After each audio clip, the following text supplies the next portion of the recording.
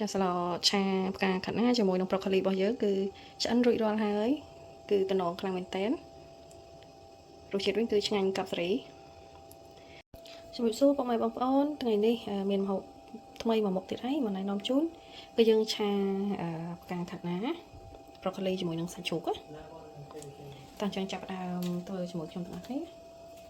តែឥឡូវនេះខ្ញុំហាន់សាច់ជ្រូករួចហើយខ្ញុំហាន់បន្លែហើយធ្វើការលាង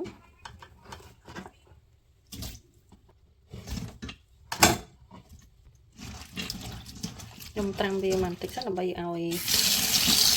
កលីអីផ្សេងលាងស្អាតអញ្ចឹងពេលយើងត្រាំវាមួយសន្ទុះរួចយើងធ្វើការស្រង់វាឡើងណាវាស្អាតទៅហើយ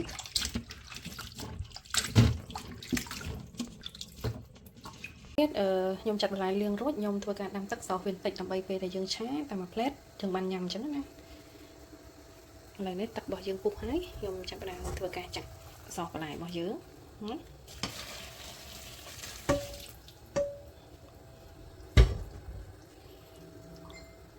ហើយយើងធ្វើការសោះវាតិចដើម្បីឲ្យទីមួយជាតិពុលវាលាងបានស្អាតផងហើយធ្វើឲ្យបន្លែយើង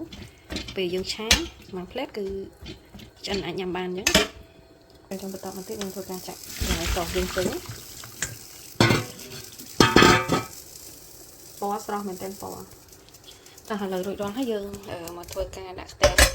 ចាប់ដើមឆាខាត់ណាយើងក្តៅយើងធ្វើការចាក់ប្រេងឆាចូលវាល្មមអញ្ចឹងណាហើយបន្តមកទៀតខ្ញុំធ្វើការដាក់ខ្ទឹមដូចតែយើងឆាអីផ្សេងចឹងយើងលីងខ្ទឹមរបស់យើងឲ្យរាងខំតិចណា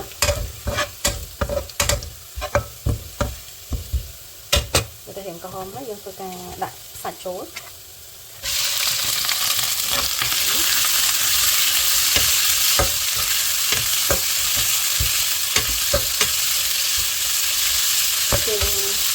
លេងសាច់អស់រាងសិនតិចណា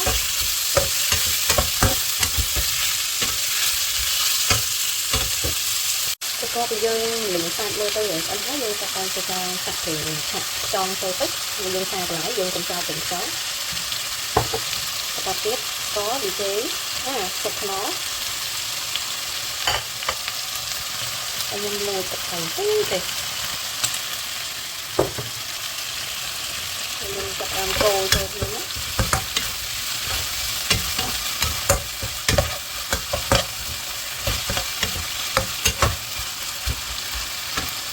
យើងឡើងជួយខ្ញុំបន្តពីគ្រឿងរបស់យើងចូលសពសាច់របស់យើងស្អិនជួយល្អហើយយើងដាក់តាមបន្លែចូលណាយើងឆាមកកប៉ុកទៅដល់ឆាបន្លែហ្នឹងក៏ស្អិនមកកប៉ុកហើយហ្នឹង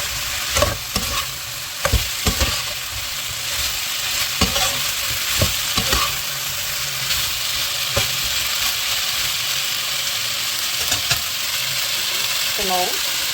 មកទៅទៀតចាណាហ្នឹងក៏មើលទៅឆ្អិនហើយដែរហើយរសជាតិវិញក៏ល្មមឆ្ងាញ់ល្មមអញ្ចឹងយើងចាប់តាមធ្វើការរោយម្រេចបន្តិចព្រោះឆាយើងដាក់ម្រេចទៅវារសជាតិកាន់តែឆ្ងាញ់ហ្នឹងអូខេឥឡូវនេះគឺឆ្អិនហើយតាមមកដាក់ចានជាមួយគ្នាមកគ្នាយើងធ្វើការដួសស្លរបស់យើងដាក់ចាន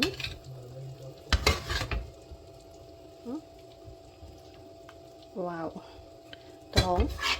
វាអត់ឆ្អិនពេកអញ្ចឹងទៅវាធ្វើឲ្យសម្រស់ស្លរបស់យើងកាន់តែស្អាតហើយគួរឲ្យចង់ញ៉ាំអូខេឥឡូវនេះគឺរួចរាល់ហើយតំណងខ្លាំងមែនតើចាឥឡូវនេះស្លរបស់យើងគឺឆ្អិនរួចរាល់ហើយយើងរោយម្រេចរោយអីហើយមើលទៅគួរឲ្យចង់ញ៉ាំមែនតើ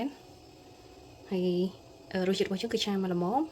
យើងក៏មានទឹកស៊ីអ៊ីវជាមួយនឹងម្ទេសហ្នឹងគឺដាក់មកកាន់តែត្រូវបាច់តែម្ដងចាអរគុណច្រើនសម្រាប់ការទស្សនាពុកម៉ែបងប្អូនកុំភ្លេចជួយ Subscribe ម្នាក់មួយផងណាអរគុណ